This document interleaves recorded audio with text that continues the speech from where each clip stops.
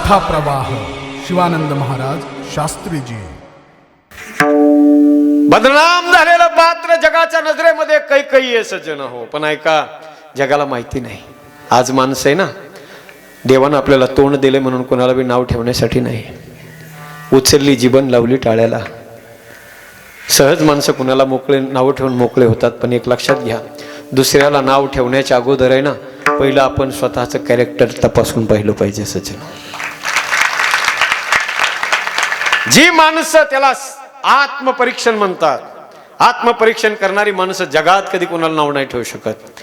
आज माणसं त्या कैकईला नाव ठेवतात, राजा रावणाला नाव ठेवतात। अरे त्या राजा रावणाला तर लोक रावण सुद्धा म्हणत नाही, ते रावण्या म्हणतात, रावण्या, जसा याचा आजाच आहे तो। अरे त्या रावणाच्या नखाची सुद्धा बरोबरी नाही करू शकत तू।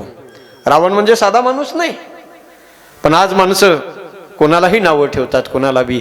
जगाच्या नजरेमध्ये बदनाम झालेलं पात्र म्हणजे कैकई आहे सज्जन।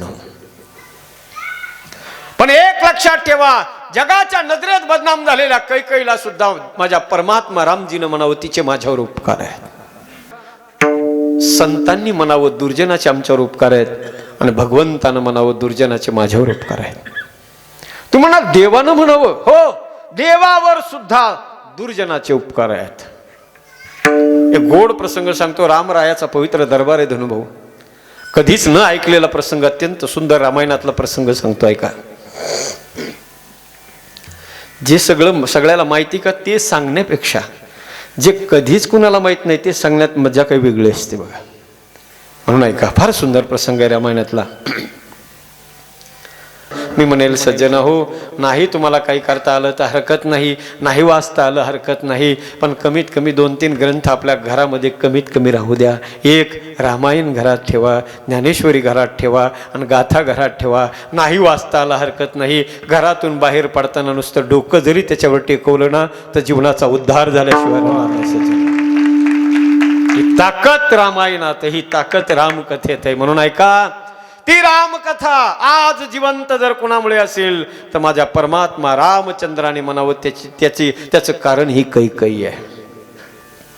अनगिनत उपकार या कैकईचे आहेत। आपण ऐकतो, काय ऐकतोय ती रामकथा, त्याचं एकच कारण आहे सज्जन हो, त्या एक तुकडायच्या उपायीचा, प्राण जाई पर वचन न जाई, रघुकुल रीत सदा चली आई, प्राण जाई बरु वचन न जाई।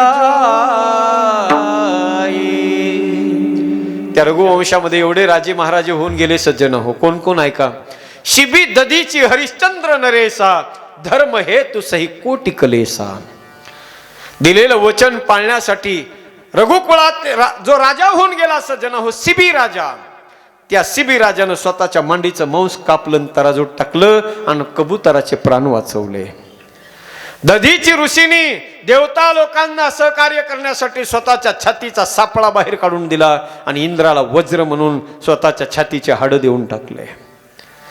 स्वप्नात दिलेलं राज्य जागृतीमध्ये सत्य करून दाखवलं, त्या राजाचं नाव हरिश्चंद्र आहे। धर्म हेतु सही कोटी कलेसा, दिलेला शब्द, आज दिवसातून 3दा माणसं शब्द बदलतात। सकाळी वेगळंच बोलतात, दुपारा वेगळंच, आणि तिसरा पारात म्हणतात मी म्हणलोच नाही तसं। आजची कहाणी ही हर घर की कहाणी। पण रघुकुळामध्ये सज्जन हो, प्राण जाई पर वचन न जाई, ऐका। पण कुठंतरी राजा दशरथाच्या मुखातून गेलेलं वचन ते मोडणार होतं। दशरथ म्हणजे सामान्य नाही, पण दशरथाच्या मुखातून वचन मोडणार होतं। कसं मोडणार होतं, एक गोड प्रसंग सांगतो, ऐका सज्जन हो, आणि त्याच्यामुळे हे सगळं रामायण घडलंय। ज्या वेळेला दशरथ महाराज कैकईचा हात मागण्यासाठी तिच्या बापाकडे गेले, त्यावेळेला तिच्या बापानं दशरथाला सांगितलं, महाराज तुमच्या वयात आणि माझ्या पोरीच्या वयात आज महद अंतर आहे। माझ्या मुलीचा हात मी तुमच्या हातात देऊ शकत नाही, पण जरी द्यायचा ठरला तर एका अटीवर मी माझ्या मुलीचा हात तुमच्या हातात देतो। तुमच्या पोटी जो पहिला पुत्र जन्माला येईल, त्या पहिला पुत्र माझ्या मुलीच्या पोटी जो मुलगा जन्माला येईल त्या मुलाला जर तुम्ही अयोध्येचा भावी सम्राट आणि राजा म्हणून आज जर मला वचन देत असाल तरच मी माझ्या मुलीचा हात तुमच्या हातात देतो, अन्यथा नाही. कैकेयीच्या बापानं वचन दिलं. मायबाप ऐका, राजा दशरथाला वचन दिलं. दशरथानं वचन दिलं कैकेयीच्या बापाला की तुमच्या मुलीच्या पोटी जो मुलगा जन्माला येईल त्याला मी अयोध्येचा सम्राट घोषित करेन.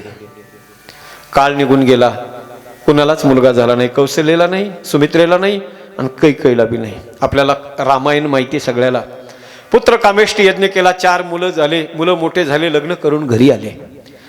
आणि एक दिवस भरलेल्या सभेमध्ये रामाला राजा दशरथानं पाहिलं आणि अचानक राजा दशरथानं भरलेल्या सभेमध्ये सज्जन हो घोषणा करून टाकली की उद्या मी रामाला राजा करणार आहे. बातमी वाऱ्यासारखी सगळ्या अयोध्येत पसरली. मंथरेच्या कानावर गेली. मंथरा याच्यासाठीच पाठवली होती. रामायणामध्ये मंथरेचा बाकी काही रोल नाही सज्जन हो. मंथरा फक्त कैकेयीला सावध करण्यासाठी पाठवलेलं पात्र आहे. मंथरेनं कैकेयीला निरोप दिला, राम उद्या राजा होणार आहे. एवढा आनंद झाला महाराज कैकेयीला, एवढा आनंद झाला, नाचायला लागली कैकेयी. माझा राम राजा होणार, माझा राम राजा होणार. एवढा आनंद तिला झाला कारण स्वप्नामध्ये राजा दशरथाकडून बनवलेला महल कैकेयीने राजा रामाला घरी आल्याबरोबर राम आणि सीतेला गिफ्ट म्हणून दिला होता. एवढं आपल्या जीवापेक्षा जास्त प्रेम कोणाचं होतं? कौशल्याचं सुद्धा कमी प्रेम होतं जेवढं प्रेम कैकेयीचं रामावर होतं. हे आपल्याला माहिती नसेल कदाचित, पण त्या कैकेयीनं राम उद्या राजा होणार म्हणून आनंद साजरा करता करताच थोडीशी थांबली, थबकली आणि तिच्या पाठीमागं सगळा इतिहास तिच्या डोळ्यासमोर आला की आज घोषणा झाली सभेत. राजा दशरथानं सगळ्या अयोध्येतल्या लोकांना शब्द दिलाय की उद्या मी रामाला राजा करणार आहे. पण कुणालाच माहित नव्हतं, कैकेयीलाच फक्त माहिती होतं की राजा दशरथानं माझ्या बापाला वचन दिलेलं आहे की माझ्या पोटी जन्माला येणाऱ्या मुलाला मी अयोध्येचा राजा करीन. मग त्या वचनाप्रमाणे घोषणा कोणाची व्हायला पाहिजे होती? बोला ना. कैकेयीचा पुत्र कोण? भरत. भरताच्या नावाची घोषणा व्हायला पाहिजे होती. झाली कोणाची? रामाच्या नावाची. म्हणून कैकेयीला नाविलाजानं तिने आधी समजावलं राजा दशरथाला. डायरेक्ट रामाला वनवास नाही मागितला कैकेयीनं. पहिलं वरदान तिनं मागितलं काय? भरताला राजगादी द्या माझ्या. कमीत कमी असं म्हणल्यावर तरी राजा दशरथाला पहिलं वचन आठवल. कारण ती असं म्हणू शकत नव्हती, महाराज तुम्ही माझ्या बापाला वचन दिलेलं आहे, माझ्या पोटी जन्माला येणाऱ्या मुलाला तुम्ही राजा करणार. पण हे बोलण्याचा अधिकार त्या काळामध्ये त्या राणीला नव्हता. आपल्या पतीची गरिमा, आपल्या पतीचा मोठेपणा सांभाळून तिला हे सगळं करायचं होतं. म्हणून पहिलं वरदान तिनं भरताला मागितलं. राजा दशरथाला कळालं नाही, पण आता नाविलाज झाला तिचा. तिला माहिती होतं जर राम अयोध्येत राहिला तर राजा कुणाच्याच बापाचं ऐकणार नाही. राम जर अयोध्येत राहिला तर उद्या राम राजा होईल आणि राम जर राजगादीवर बसला तर राजा दशरथानं माझ्या बापाला दिलेलं वचन मोडून जाईल. आणि वचन मोडणं म्हणजे साधी गोष्ट नाही. प्राण जाई पर वचन. हजारो लाखो वर्षाची चालत आलेली रघुकुळाची परंपरा इथं कुठंतरी बंद होईल आणि इथून पुढे ते रामायण आणि ती रामकथा आयुष्यात आणि भविष्यात कुणीच ऐकणार नाही. हा विचार त्या काळामध्ये त्या मातेनं कैकेयीनं केला सज्जना हो. आणि तिनं शेवटी निर्णय घेतला, आज माझ्या जीवापेक्षा जरी मी जास्त माझ्या रामावर प्रेम करत असले तर मला रामाला राजा दशरथापासून दूर पाठवावं लागेल. हा निर्णय घेणं कैकेयीसाठी सोपं नव्हतं सज्जना हो. ऐका, काळजावर दगड ठेवून त्या माय माऊलीनं निर्णय घेतला. तिला माहिती होतं रामाला जर वनाला पाठवलं तर राजा दशरथ महाराज जिवंत राहू शकत नाहीत. कारण भगवान परमात्म्याकडे वरदान मागताना राजा दशरथानं सांगितलं होतं की ज्याप्रमाणे एखादा साप मण्याशिवाय राहू शकत नाही, मछली पाण्याशिवाय राहू शकत नाही, त्याप्रमाणे मम जीवन तिमी तुम्ही आधीना. मी माझं जीवन सुद्धा देवा तुमच्याशिवाय मी जगू नये एवढीच माझी प्रार्थना आहे. हे कैकेयीला माहिती होतं राम वनाला गेला, दशरथाचा मृत्यू होणार आहे आणि दशरथ राजाचा मृत्यू झाला की आपल्याच हातानं आपल्या कपाळाचं कुंकू मला पुसावं लागणार आहे. आणि एवढंच नाही, अख्ख्या जगाचा कलंक मला माझ्या माथ्यावर घ्यावा लागणार आहे. हे सगळं तिला माहित असताना सुद्धा या रघुकुळाची दिव्य परंपरा वाचवण्यासाठी सगळ्या जगाच्या नजरेत बदनाम झाली, सगळ्या जगाच्या नजरेत दुर्जन म्हणून साबित झाली. या सगळ्या जगानं तिला नाव ठेवले, पण माझ्या रामानं म्हणावं आम्हा तयाचे उपकार. संतांनी म्हणावं दुर्जनाचे आमच्यावर उपकार आहेत, आणि भगवंतानं म्हणावं दुर्जनाचे माझ्यावर उपकार आहेत. तू म्हणा देवानं म्हणावं, हो देवावर सुद्धा दुर्जनाचे उपकार आहेत. एक गोड प्रसंग सांगतो, रामरायाचा पवित्र दरबार आहे धनुभाऊ. कधीच न ऐकलेला प्रसंग, अत्यंत सुंदर रामायणातला प्रसंग सांगतो, ऐका. जे सगळ्याला माहिती का ते सांगण्यापेक्षा जे कधीच कुणाला माहित नाही ते सांगण्यात मजा काही वेगळी असते बघा. म्हणून ऐका, फार सुंदर प्रसंग आहे रामायणातला.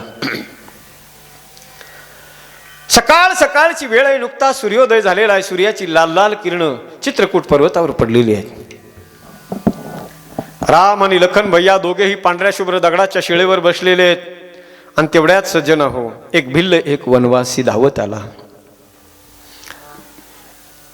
एक आई अस कहा बहोरी सेना संग चतुरंगी निथोरी. धावत आला एक भिल्ल वनवासी आणि त्याने रामाला निरोप दिला. तो म्हणू लागला, प्रभु आपको मिलने के लिए अवधवासी लोग आ रहे हैं. रामानं ऐकलं, हो माझे अयोध्यावासी लोक मला भेटायला येत आहेत. एवढा प्रचंड आनंद माझ्या रामजीला झाला सज्जन हो, एवढा आनंद झालाय का. कारण वनवासाला आल्यापासून भगवान रामजी ज्या ज्या वेळेला अयोध्यावासी लोकांची आठवण रामाला यायची, त्या त्या वेळेला रामाच्या डोळ्यातून अश्रूच्या धारा यायच्या. जब जब राम आवध सुधी करही बारी बिलोचन लोचन भरही. ऐकल्याबरोबर एवढा आनंद झाला हो. तो भिल्ल जातो ना जातो तो पुन्हा दुसरा एक आला. तो सांगू लागला, तो म्हणतोय, प्रभु आपको मिलने के लिए केवल अवधवासी लोग नहीं, आपके प्राण प्रिय भरत महाराज और आपकी तीनों माताएं आपको मिलने के लिए आ रही है. रामानं ऐकलं सज्जन हो, माझ्या राघवाला एवढा आनंद झाला, एवढा आनंद झाला. त्या दगड्या पांढऱ्या शुभ्र शिळेवरून रामानं उडी मारली. ज्या दिशेनं लोक येत होते त्या दिशेनं भगवान रामजी धावू लागले. लोकांनी पाहिलं भगवान रामजी आपल्याकडे धावत येत आहेत. आता लोक मनात अंदाज लावू लागले, अनुमान लावू लागले. प्रत्येक येणारा, समोरून येणारा प्रत्येक माणूस त्यानं पाहिलं रामाला, आणि माणसं मनात विचार करू लागले की आता आल्याबरोबर भगवान रामजी सगळ्यात पहिलं ज्या कौसल्या मातेनं जन्म दिलाय त्या कौसल्या मातेला कडकडून मिठी मारतील. पण भगवान रामजी धावत आले, सज्जन होऊन आल्याबरोबर जन्म देणाऱ्या कौसल्या मातेकडे नाही वळाले.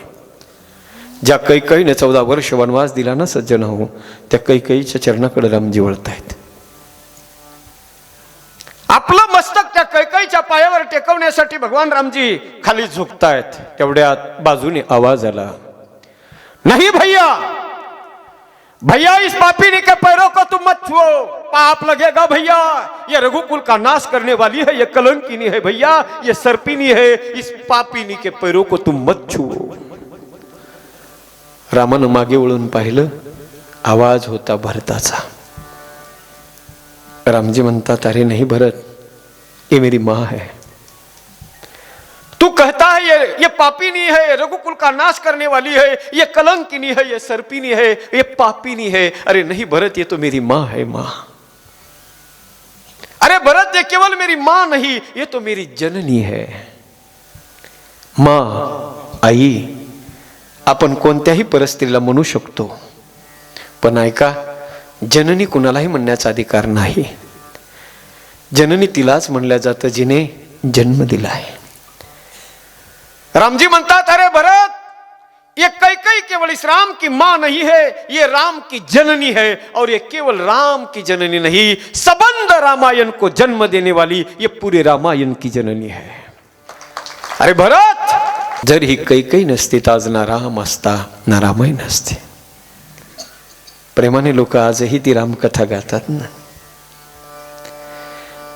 जन्म जन्म की खोज बताए, राम से चल के राम पे आए। प्रेम कोई हम और न जाने, राम से रूठे राम से माने। राम सिया की करुण कहानी,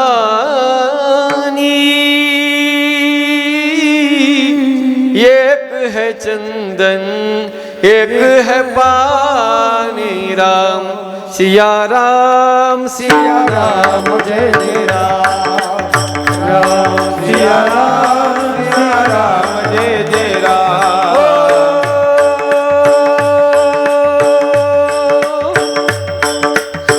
हरि अनंत हरि कथा अनंता, कहि सुनहि बहुविधि सब संता। सिया राम जय जय राम, राम सिया राम जय जय राम, सिया राम जय जय। अरे भरता, जर ही काही नसती ना भरत, तर आज मला एवढ्या गोष्टी कळायला नसत्या रे. दादा ऐक, माझ्या बापाचं माझ्यावर किती प्रेम आहे, राजा दशरथाचं या रामावर किती प्रेम आहे, हे मला कळालं फक्त या कैकेयीमुळे. जानकी माता किती पवित्र या जगाला कळालं या कैकेयीमुळे. हनुमंतरायाच्या बाहुबलात किती ताकद आहे हे कळालं या जगाला या कैकेयीमुळे. शत्रूशी कसं वागावं हे मला कळालं या कैकेयीमुळे.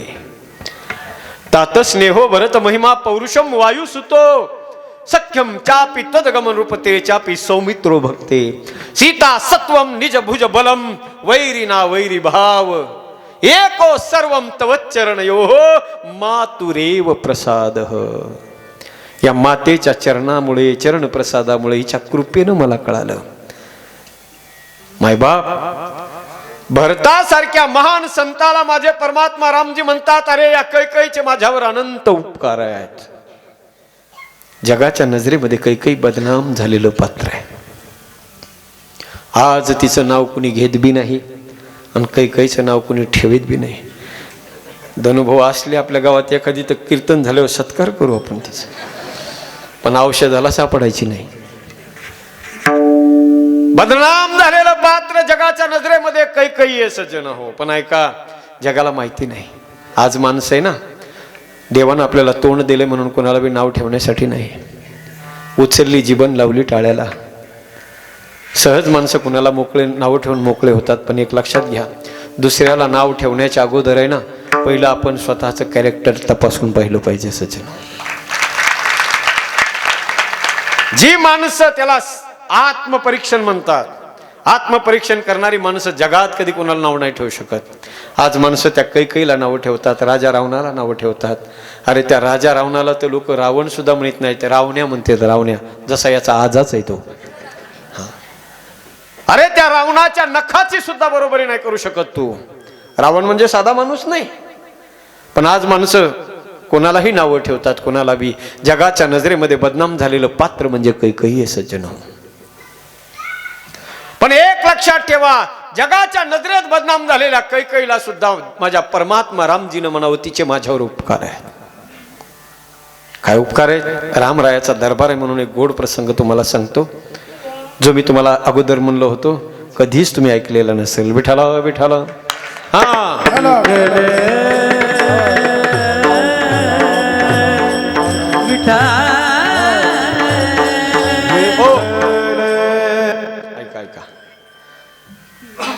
आज सज्जन हो, गावागावामध्ये आमच्या मराठवाड्यामध्ये जर तुम्ही आलात तर घराघरामध्ये रामकथा आहे.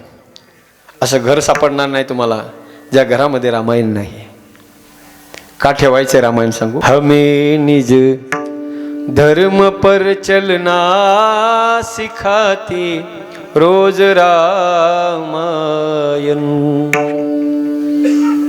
आज लोक म्हणतात काय गरज आहे रामकथेची, कशाला पाहिजे रामकथा. हजारो वर्षा पूर्वीची कथा तीच कथा पुन्हा पुन्हा ऐकायची कशासाठी?